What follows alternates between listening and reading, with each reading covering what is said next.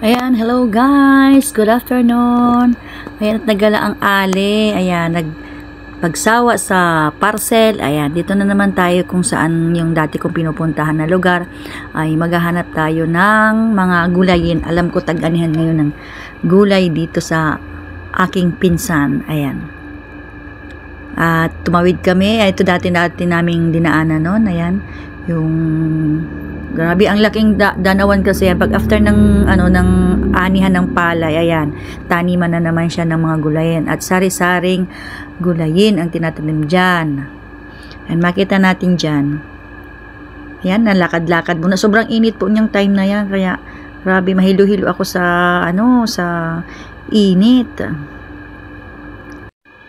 At ayan, syempre, i-flex ko lang sa inyo itong nakikita nyong super ganda na bundok. Ayan, parang tao siya na nakahiga. Di ko alam kung anong bundok yan eh. Ayan, may mata, ilong, ganda ng ilong at may Adam's apple pa nga eh. Syempre, ito, yung sa dinadaanan nga namin. Ayan, unang nadaanan namin yung syempre yung okra. Ayan, anihin na siya, mamayang hapon daw ang ani niyan. At ito naman po yung talong. At dito ko nga nalaman kung paano kilatisin yung isang talong. Kapag pala violet na violet yung talong, ibig sabihin yan, anihin na siya talaga. Nasa tamang panahon na siya para anihin.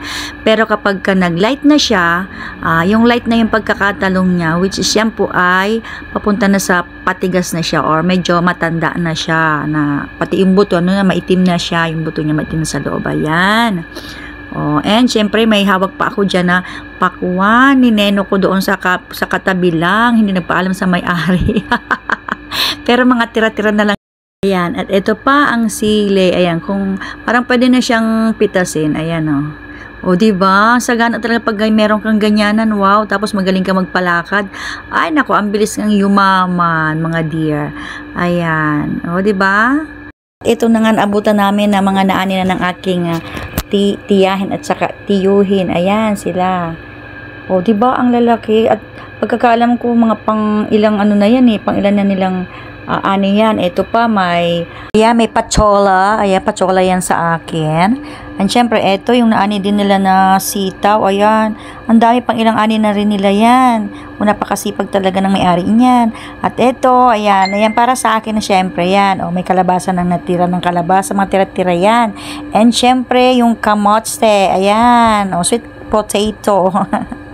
Ito pa, yung okra. Ayan, yung mga pangbenta na din, mga tira-tira na kasi yan. At ito nga yung ninenok namin doon sa katabi ng mga okrahan. Ayan, pero alam po tapos na yung anihan nila, tira-tira na lang yan. So pinagtiyagaan ko, pero may tamis pa naman kahit pa paano. Tamis pala talaga siya.